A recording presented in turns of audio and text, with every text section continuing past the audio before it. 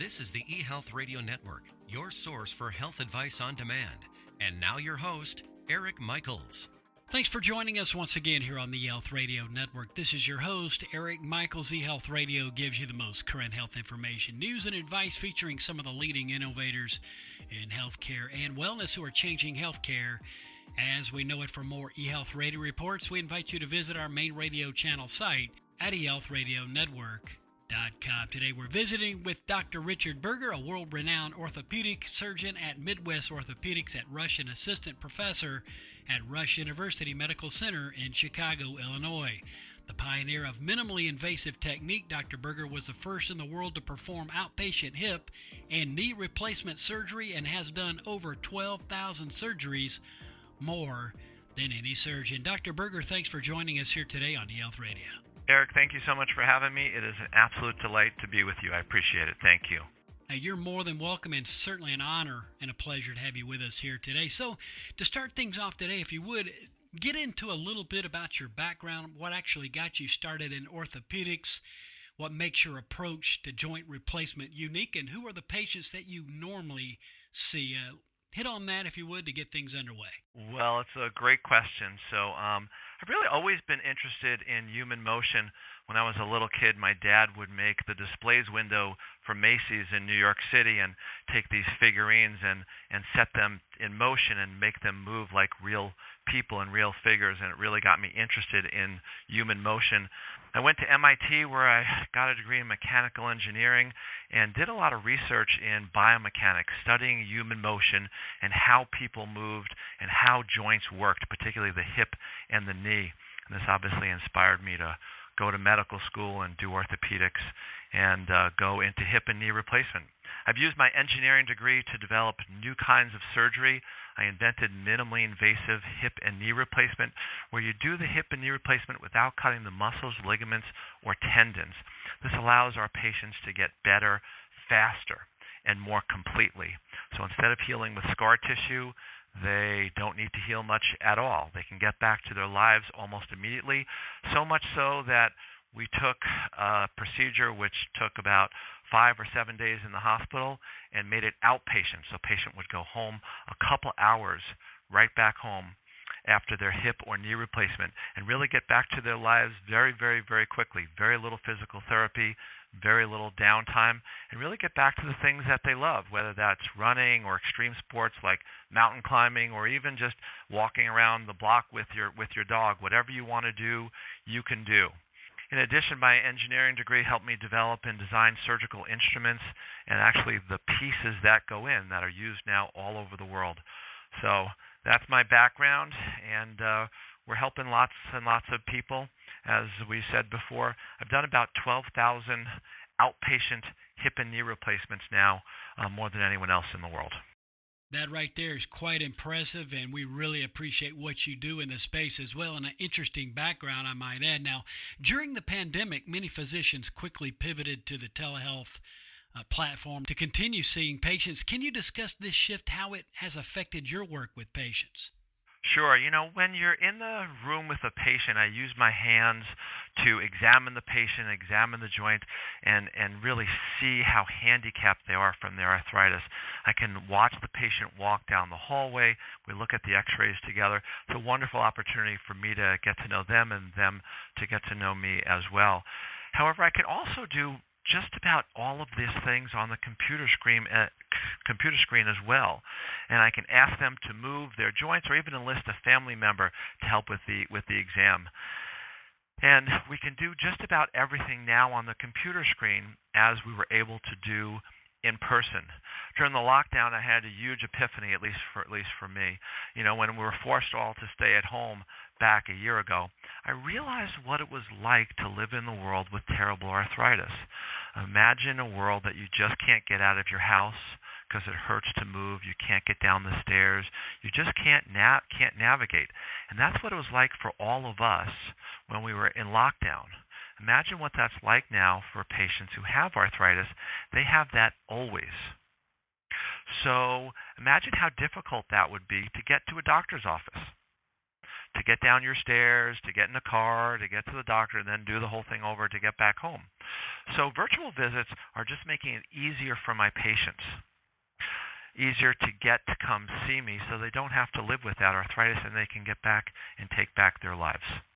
Really interesting times at what we've had to go through, but a lot of folks have pivoted just like yourself, and there's a good example of how things can be better and more convenient after all that we've been through. Now, taking that further, would you say that telehealth has allowed you to interact with patients in ways that you could not previously? Absolutely.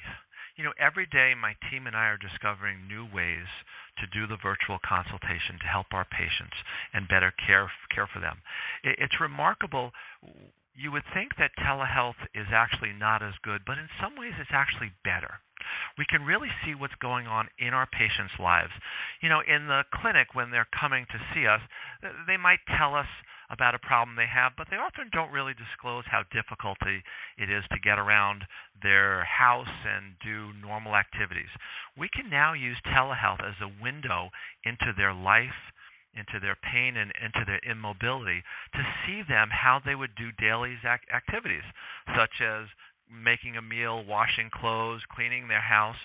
And then we can actually use telehealth to look in their house, and we can assess how things are. For example, where the stairs are, how difficult it is to get to the bathroom or navigate a living room. We can also give them some great tips about moving furniture around that will just help them in general, but also particularly help them in their post-op recovery time. Maybe there's a throw rug that needs to be moved and put away for a little bit so they don't trip after surgery. So there's a bunch of things we can do to help our patients. And telehealth lets us get into our patients' houses and really see some of the difficulty they're having so we can help them better. And that certainly is the key, bringing better help. Today we're with Dr. Richard Berger, a world-renowned orthopedic surgeon at Midwest Orthopedics at Rush, an assistant professor at Rush University Medical Center in Chicago, Illinois, here on eHealth Radio's Orthopedic and Telemedicine Channels, a part of the eHealth Radio Network. Now, continuing on, how has telehealth led to greater convenience for your patients? That may be a no-brainer, but I'd like to hear more information on that. I'm very fortunate. I get to treat patients from all over the country, in fact, all over the world. Patients come from Europe, South America, the Middle East, everywhere to come and see me. And during travel restrictions, it was hard for them to do that. Perhaps it was just hard for them to get off work or family obligations. It's truly become a great social equalizer, telehealth. It allows me to see patients from all over the country. So patients can now see the best doctors to treat their conditions, and not just the doctor across the street or across town, but anywhere in the world via this computer screen. In addition, it's really done a lot more. It really has gotten some family members involved when we do these virtual visits. So, for example, we just had a patient who we did a virtual visit with from Mexico, but their daughter lives in France. So we had to pick a good time, of course, but we got all of them on a video, and it was like they were all in the same room, both the parents who were having surgery, their child who lived in France, and us in Chicago. And we sat and we got to know them, and we answered all their questions. Their daughter was going to come in from France to Chicago and then came to Mexico to come and get surgery with us here in Chicago. But it really allowed them to all come together and feel comfortable and feel well cared for, which we couldn't do before without telehealth. So it's really been remarkable. And that is one great example of how it's working out. That is absolutely fabulous. Thanks for your input on that. Now, do you think that embracing telehealth during the pandemic led to greater success for you and your patients? And is telehealth here to stay? What's your thought on that? Telehealth is here to stay for sure. We're always looking for better ways, at least I'm always looking for better ways to take care of my patients. It was my unconventional thinking that allowed me to pioneer minimally invasive hip and knee replacement and outpatient hip and knee replacement. And I just don't want to settle for having patients to undergo long recoveries from their joint replacements. Same thing is true for telehealth. As we pivoted, we really saw this opportunity to take better care of our patients, to see their home environments, to see their lifestyles, even to meet their family members. It gives me a much fuller picture of the patient, and therefore it allows me to more personalize their care and get the best treatment for them. So telehealth is absolutely here to stay. It's the future of medicine. I may date myself a little bit, but I remember the Jetsons when I was a little kid watching. And, the little kid would get sick, and mom would press a button, a computer screen would come up, and magically there was a doctor there that said what was wrong. They gave him what was wrong. They gave him a diagnosis.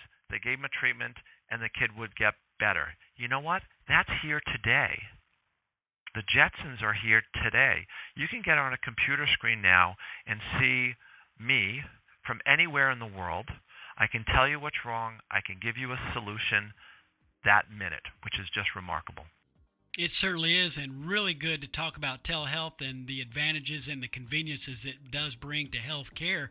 Before you go, and in conclusion, any closing thoughts, a final word, a tip, or anything else you'd like to share along the lines of our conversation today? Only that telehealth is here to stay, and that it's really a remarkable invention. It's the future of medicine, and the future is here today. So thank you for your time, Eric. I really appreciate it. And you're certainly more than welcome. And again, listeners, for more information, visit outpatienthipandknee.com. Dr. Berger, thanks so much for joining us here today, and look forward to another conversation right here on eHealth Radio. Thank you again. Bye-bye. Again, we've been speaking with Dr. Richard Berger, a world-renowned orthopedic surgeon at Midwest Orthopedics at Rush and assistant professor at Rush University Medical Center, Chicago.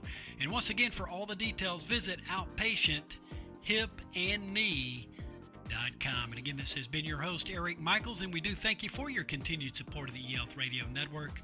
Join us again soon for another episode that will further expand your knowledge on those things that are important to your health and wellness. For more eHealth Radio reports, we invite you to visit our main radio channel site at eHealthRadioNetwork.com. And as always, we do thank you for tuning in. Thanks for tuning in to the eHealth Radio Network. For more information or to subscribe to this podcast, visit eHealthRadioNetwork.com.